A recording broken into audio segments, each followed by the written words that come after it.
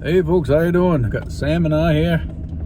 Our first finally getting out and hitting the dirt road. I think things hopefully are dried up enough and there's not too much soft dirt road out here. So we're gonna check out. We're gonna head out to where I normally target practice because I got a trail camera out there we want to retrieve. So we'll give you some more footage once we get out there.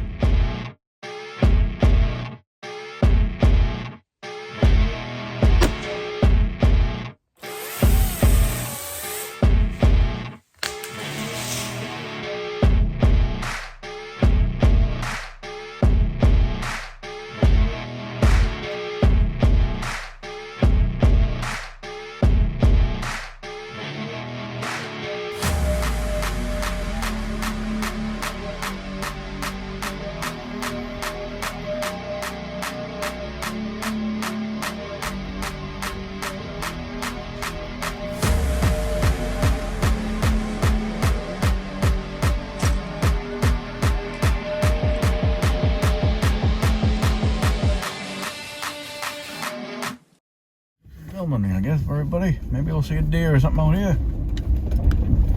That window down below, Sandy girl. Yeah, I can see it is a little soft. Not too bad. Go slow, huh, Sammy girl?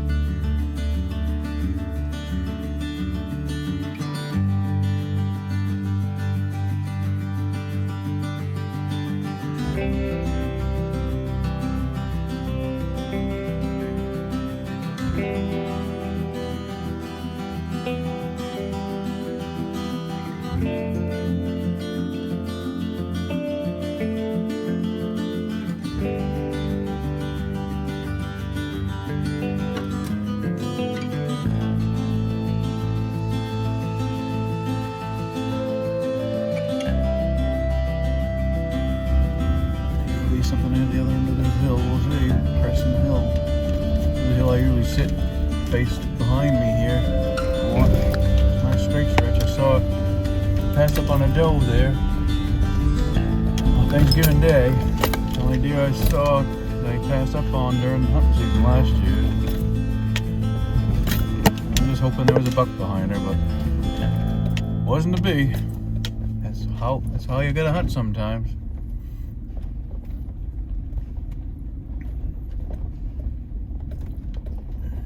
There's a target range right down the bottom of the hill here.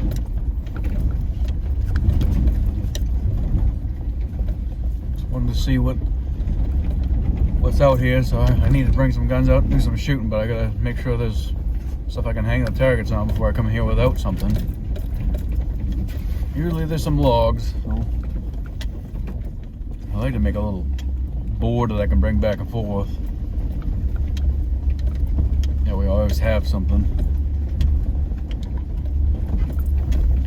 Beautiful day. It's only 44 out, but it's supposed to be up to 54 roughly, so not quite up to full temperature yet, but getting there. Alright, we got a board there. That's good. A couple of logs there. Pretty good. Guess we're good here. Maybe this weekend I'll come in here and shoot. I got a sight in my AR still. Got a night vision scope on it. It's a day-night.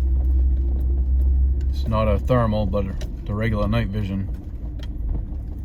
Alright, we're gonna stop here. There's a target board. I'm gonna stop here and let Sammy run around for a minute and we'll have some lunch. Ready to get out, Sammy? Ready to get out? Come on, baby. Go ahead. Oh, there you go. Yay! Alright. Yeah, we're gonna sit out here for a little bit. Relax. Let Sammy get some running around in and some scouting. We'll go retrieve that trail camera afterwards. Hey folks, Sam and I are out at the shooting range. He's checking things out. I'll give you a little update on some stuff. You can see my truck here. I bought a little used aluminum cap for it because I think my brother and I are talking about hunting up in KI more this year. So I want to have something I can just throw an air mattress in and sleep right in the truck if I have to. Because we don't have a camp or anything anymore.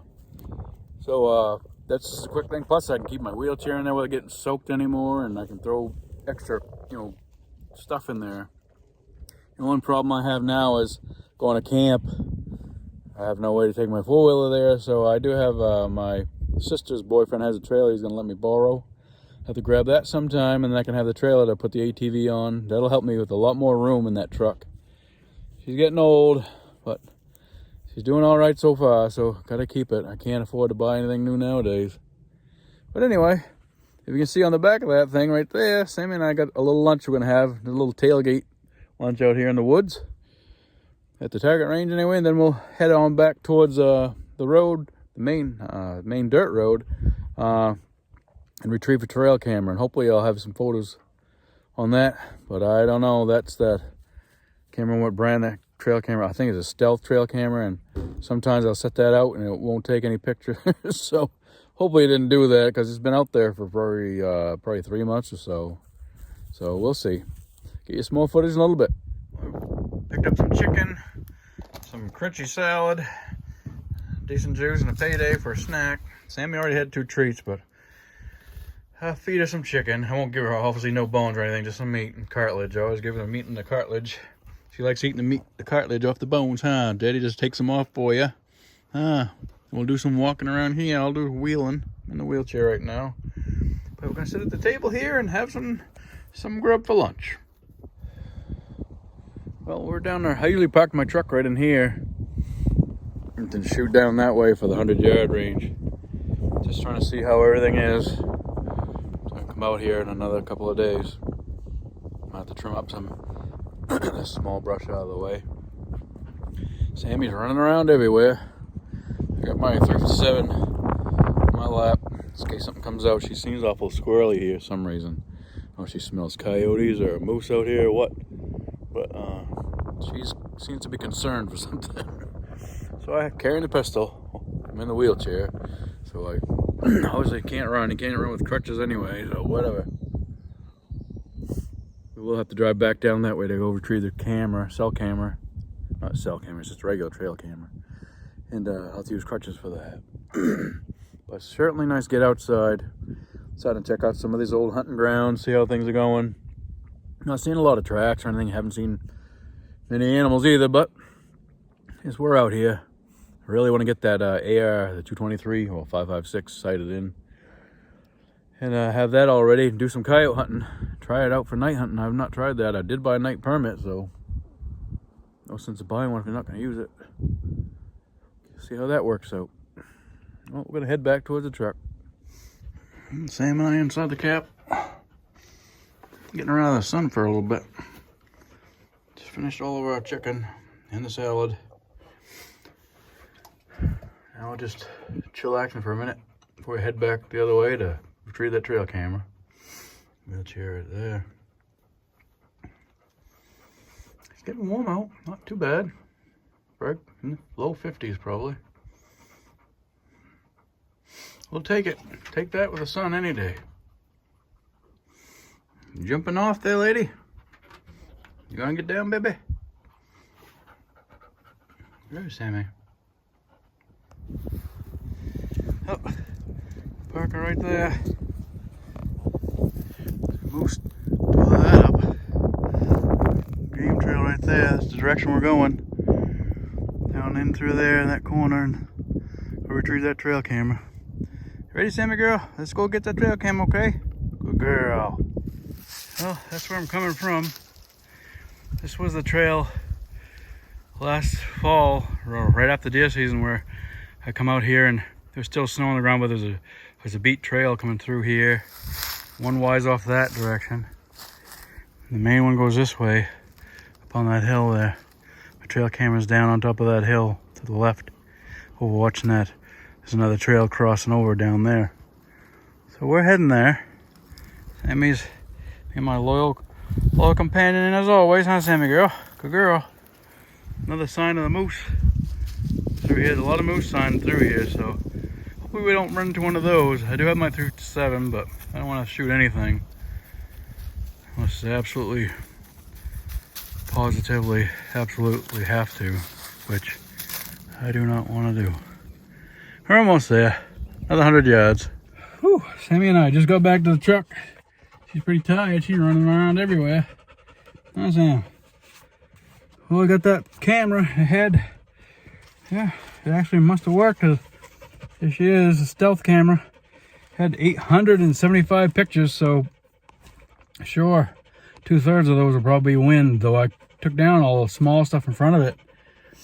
And there wasn't a lot of, stuff that would whip in the wind, so I don't know. Just as I got to the camera, Sam ran down the trail just a little bit, and I looked, and there's a partridge on the side of the road. She chased that and flushed that out, so she got a little a little running and chasing that partridge. That was fun. So I haven't seen any really fresh tracks in there. It must be during the deer season they use that more.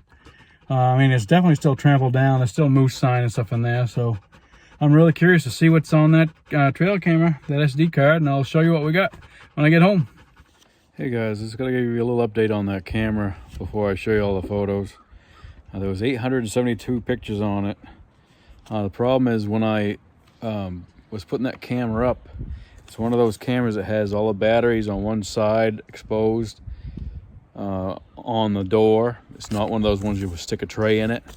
So when I opened that camera up to set it on the tree, one battery fell out of it.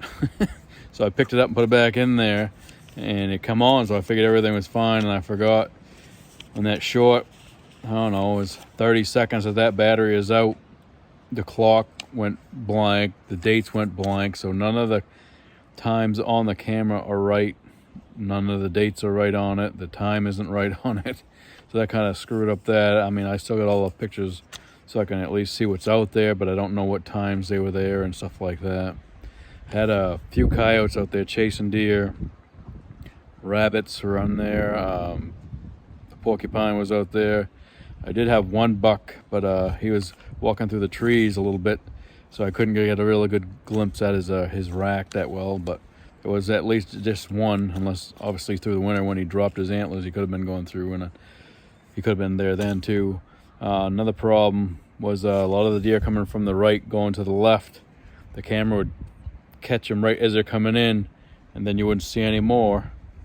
So I don't know, I have the delay on too long or something on that, but when they come in from left to right, you'd see them, and you'd see them coming through a couple times. So I don't know what was up with that. There definitely was a lot of wind. I had deleted, what was it, quite a few wind pictures, like 316 pictures I deleted just because of wind. So there's still 556 pictures on there. So I'm not going to show all the 556 because a lot of them are deer taking a step and another step, sort of thing like that. But there's quite a few, and it's a promising area, especially if you want to get a doe. So hopefully I can shoot one of each this year again, and I will definitely hunt out there. And definitely, now that I got the AR-15 all set up, and I'll have a little bit of the sight in on this video as well. That's all sighted in now, so I may take that out there and see if I can help regulate some of those coyote population that's out there. Well, we'll see. Appreciate y'all watching.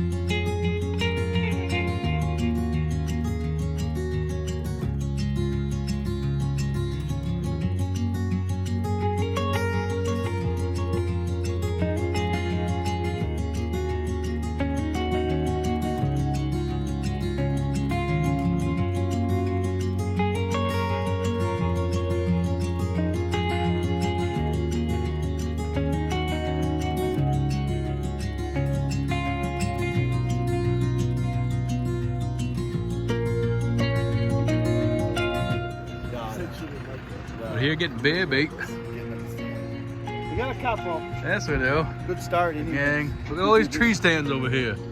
Look at all those friggin' tree stands. Yeah, really, a couple of tree stands. Holy moly. It has begun. Bear bait season is getting amongst us. It's getting ready.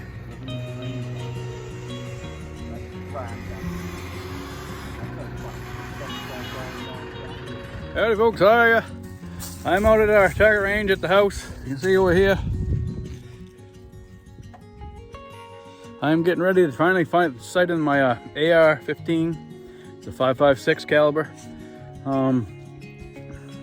I've got a night vision scope on it. It's a SightMark. What is it? A 4K max. But it's, you know, it's not thermal. It's just regular night vision, so you can use it during the daytime as well. So I'm gonna try and sight that, and it supposedly has like a one-shot sight-in where you shoot it and you put your crosshair back where you're aiming at the center of the target, and it has a separate crosshair that'll split off of that one.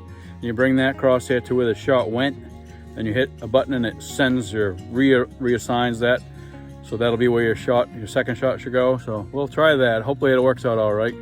Got the puppies out running around everywhere, so I gotta get them away from here before I do that. But first thing, I gotta straighten up this board. It's kind of leaning. I gotta put some targets on it.